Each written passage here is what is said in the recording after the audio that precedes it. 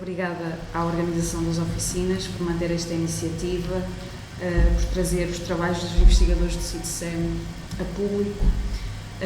Obrigada à Cecília e à Diana pelo convite para participar neste painel e muito obrigada aos presentes por tirarem um bocadinho da vossa tarde de sexta-feira para virem ouvir falar sobre estas temáticas. Ao contrário dos meus colegas que abordaram mais a questão do fabrico das peças e destes ofícios, eu vou abordar algumas das peças do Tesouro da Foz do Douro, todas elas em prata e mais na sua vertente simbólica e funcional.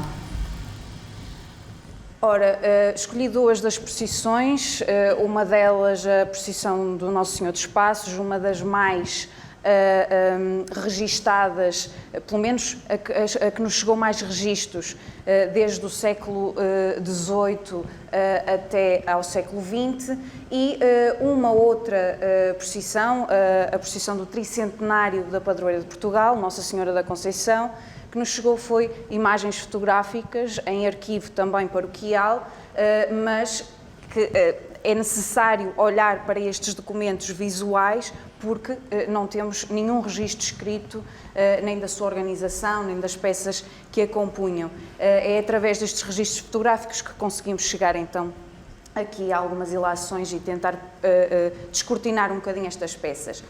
Então, numa primeira fase recolhi bastantes testemunhos junto dos devotos. Depois passei para um escrutínio das fontes escritas do Arquivo Paroquial da Foz do Douro e na recolha de documentação visual, quer fotográfica, quer fílmica, porque existe um filme de uma das edições que deverá datar entre 1950 e 1956 da procissão do Senhor dos Passos, e a partir daí consegui fazer levantamentos de algumas peças, perceber como é que era composta a procissão, etc. E depois passar para o levantamento das próprias peças no tesouro e criar aqui uma identificação destes objetos, com fichas de registro, de fotografia, a descrição, a tentar também situá-los cronologicamente, e para isso a identificação das marcas é muito importante e esta relação também com a própria documentação. Ora, a confraria do Nosso Senhor dos Passos era quem organizava esta procissão dedicada a esta invocação de Cristo. Ela foi instituída na Foz do Douro em 1671 e nós temos conhecimento, não quer dizer que não tenha sido anterior, mas os registros mais antigos que nos chegaram de uma celebração, uma festividade, sabemos através da indicação do pagamento aos armadores, de 1713. Contudo, a procissão só é indicada, a palavra procissão apenas surge em 1715, mas provavelmente até será uma realidade um pouco anterior. Esta procissão foi organizada até 1971, mas a celebração do Nosso Senhor dos Passos no quarto domingo da Quaresma manteve-se pelo menos até 1974. Ora, e como é que conseguimos então fazer aqui algum levantamento das peças? Uma das principais fontes é este registro fílmico. Nós estamos aqui a ver a saída do andor da igreja paroquial e a partir daqui já conseguimos elencar uma série de peças, nomeadamente o resplendor redondo, a coroa de espinhos, as jarras de andor e outros, as varas dos irmãos, as lanternas e o próprio andor. Nós conseguimos chegar à identificação destas jarras de andor. Elas deverão datar entre 1857 e 1866, 68, isto porquê?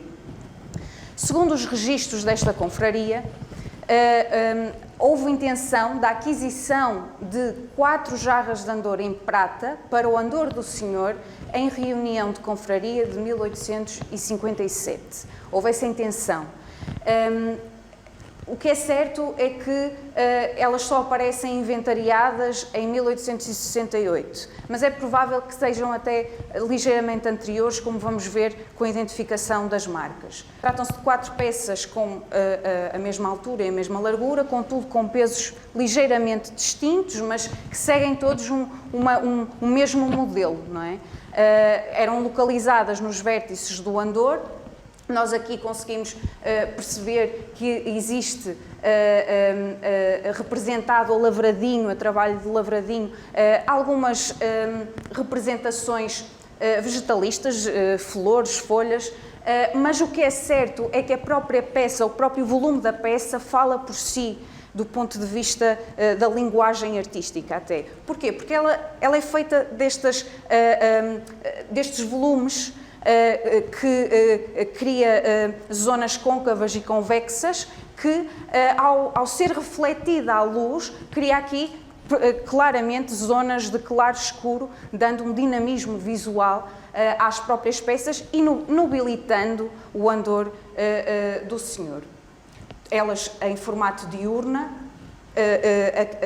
tomando aqui um modelo também muito utilizado na própria arquitetura, não só do ponto de vista de relevo, mas do ponto de vista de estrutura de remate, que vemos no neoclássico, mas também este tipo de elemento arquitetónico era usado de uma outra forma, mas também em períodos anteriores. Mas o que é certo é que há aqui uma aquisição da forma diurna para este tipo de peças. Ela contém 3 marcas, a marca do burilado, feita com o buril, para retirar um pouco da matéria, para se perceber o grau de pureza da matéria utilizada neste tipo de peças. Encontramos esta marca também em peças como cálices, píxides e peças também de adornos com uma certa dimensão, também é possível encontrar algumas destas marcas. Depois temos aqui do lado esquerdo a marca do ensaiador do Porto, Caetano Rodrigues de Araújo, e aqui em cima da marca do burilado, mais à direita, a marca de ourives do Porto, Domingos João Ferreira. Este tipo de identificação de marcas nestas peças mais de caráter paroquial, não é? E que se mantêm nestes tesouros, são importantes até para o estudo destes nomes, para percebermos a que peças é que eles estariam ligados e aumentarmos assim o inventário conhecido deste tipo destes ourives e destes ensaiadores. No que diz respeito ao resplendor e à coroa de espinhos. A coroa de espinhos é possível manuseá-la, ela não está presa à imagem, é possível pesá-la, etc. Contudo, não foram encontradas nenhuma marca e, infelizmente, o resplendor está preso à imagem, o que não dá para aferir se existe alguma marca na zona de união do resplendor com a imagem. O que é certo é que estas 2 peças são já referenciadas na documentação em 1868. Foi uma data bastante importante, 7 de abril, foi quando a confraria entregou para avaliação as suas peças em prata ao ourives José de Almeida Brandão Aguiar, e através desse documento nós conseguimos elencar à época o conjunto de peças que faziam parte do acervo da confraria, e ele refere uma coroa de espinhos associada à imagem do Senhor dos Passos e um resplendor, e passo a citar, um resplendor grande e redondo com vários labrados em volta. Muito provavelmente estaremos a falar então do resplendor que ainda hoje se encontra nesta imagem. Outra das imagens que fazia parte desta procissão era a imagem da Nossa Senhora da Soledade. Aqui há uma clara valorização do andor do Senhor em detrimento do andor da Senhora. Isto porquê? Porque a documentação diz-nos que a própria confraria adquiriu os vasos de andor por volta então de 1857, mas só passa a ser utilizado vasos em prata no andor da Senhora já no século XX, em 1905. Portanto, há aqui, não se tratava de uma confraria com uma avultada quantia disponível, portanto, compreende-se o porquê de se querer dar uma maior dignidade primeiro ao andor do Senhor, que dava nome à própria confraria, e só depois, já com uma doação de um devoto de nome Augusto José de Carvalho é que é guarnecido o andor da Senhora com este tipo de objetos. Anteriormente, ela já era guarnecida, tal como o andor do Senhor dos Passos, contudo, eram vasos feitos em madeira talhada, com revestimento a ouro, a folha de ouro, que nobilitava igualmente o andor e a própria cerimónia em si, mas que acabava por ter um custo inferior a estes objetos, e só depois, estamos a falar de objetos com um custo para a própria confraria bastante avultado, só posteriormente é que conseguem adquiri-los. Já em termos formais, de linguagem artística, é um bocadinho distinto dos vasos do andor do Senhor dos Passos. Nós aqui vemos também um formato diurno, mas aqui aqui relevos quase em cercadura constante na própria peça de elementos vegetalistas, de folhas, de flores. Aqui um estriado ao centro, no corpo central, que faz quase lembrar os estriados das colunas. Portanto, há aqui também uma aquisição ou melhor, há uma aplicação dos motivos que também são usados como decorativos na arquitetura, mas aqui é outro tipo de peças, outros suportes. E já por si é uma realidade bastante interessante. Depois a questão aqui das asas, as asas a terminarem volutas, também elas decoradas aqui com motivos vegetalistas, e encontramos também nesta peça duas marcas. A primeira, a marca Javali 2, que diz respeito à contrastaria, utilizada entre 1887 e 1938, e depois há duas possibilidades de leitura desta marca, devido a algum desgaste, não é possível dizer com certeza, mas ou será a marca de ourives de José Soares das Neves, que foi registada em 1887, contemporâneo à contrastaria, ou então de Joaquim Maria da Costa Serra, um pouco posterior. Portanto, tendo em conta que elas foram ofertadas em 1905, podemos dizer que provavelmente estas peças serão da transição do 19 para o 20, possivelmente até já do 20. Outro elemento que também está nesta imagem é este resplendor em meia-lua, decorado com estrelas. Estas estrelas têm incrustadas pedras de vidro, também ele em prata. Contudo, não se consegue chegar a esta imagem por questões logísticas. A parte de trás deste altar está um pouco danificada, o que não permite o acesso ao nicho superior. Ela encontra-se no nicho mais acima deste altar, mas também este resplendor se encontra referenciado já no século XIX, na tal inventário entregue ao ourives José de Almeida Brandão Aguiar, em 1868, portanto, muito provavelmente estará associado desde essa altura este resplendor a esta imagem. No que diz respeito às lanternas, nós na documentação encontramos várias referências a lanternas, mas em madeira. Encontra isto para o século XVIII e XIX.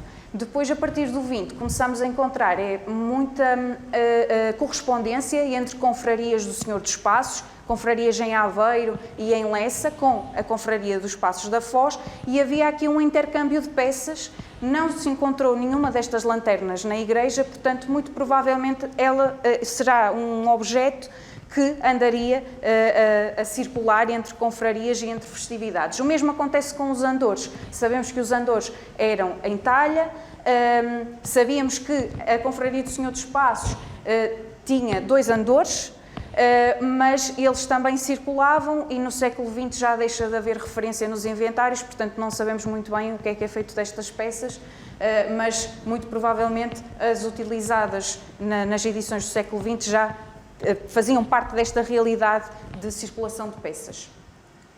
Outro elemento muito importante que também vemos aqui registado é o relicário do Santo Lenho, relicário esse que ainda faz parte do acervo da Foz do Douro. Era um elemento bastante importante no contexto devocional da Foz, estamos a falar de um fragmento da Cruz de Cristo, da Vera Cruz, associada então ao culto da própria paixão.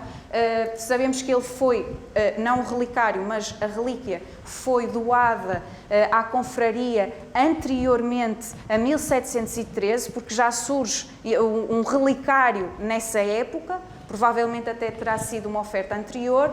Sabemos que à época existia um relicário que desconhecemos, que foi substituído em 1733, por sua vez teve um arranjo em 1750 e este relicário já será datado do século XIX, aqui também com uma linguagem ainda quase de um revivalismo da transição do 18 para o 19, mas provavelmente já será do 19. Porquê? Porque na documentação anterior é referenciado como um relicário e a partir do século XIX é referenciado como a custódia do Santo Lenho. Portanto, muito, como tem aqui este aspecto já de custódia, com a relíquia na parte do ostensório, muito provavelmente será então já com data do século XIX. Trata-se de uma peça que não tem marcas, o que não nos permite aferir com certeza a sua cronologia mais concreta, mas trata-se de um objeto que estava presente a culto permanente no altar do Senhor dos Passos durante o século XIX. Era colocada para a missa, no final da missa celebrada no altar, era dada a beijar aos devotos e fazia parte então também desta prática processional que percorria as principais ruas da Foz do Douro, no quarto domingo da Quaresma. Outros elementos também interessantes são os objetos que eram levados pelos anjos. Esta procissão era detentora de um número bastante elevado de crianças, geralmente meninas vestidas de anjo, e que levavam as arma Christi.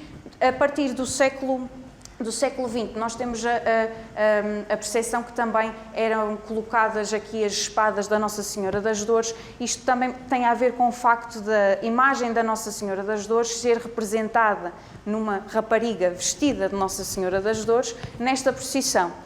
Contudo, em cronologias anteriores, aquilo que nós sabemos é que eram dadas doações monetárias por parte das irmãs da confraria, irmãs casadas e solteiras, para se vestirem os anjos e para se adquirirem estas peças em prata, sendo elas a lança, os dados, o título, os cravos. Portanto, sabemos que pelo menos estes 4 elementos existiam, eram feitos em prata. E já numa cronologia posterior são utilizadas as espadas da Nossa Senhora das Dores, que fazia parte do enxoval desta imagem, exposta num dos altares laterais, ainda hoje, da Igreja da Foz do Douro. Estes punhais são muito parecidos com os que estão na imagem no altar. Provavelmente deverão datar da mesma época até. A única diferença entre eles é aqui a pedra, que nestes punhais é branca e nos utilizados na Nossa Senhora das Dores, ainda expostos, são roxos.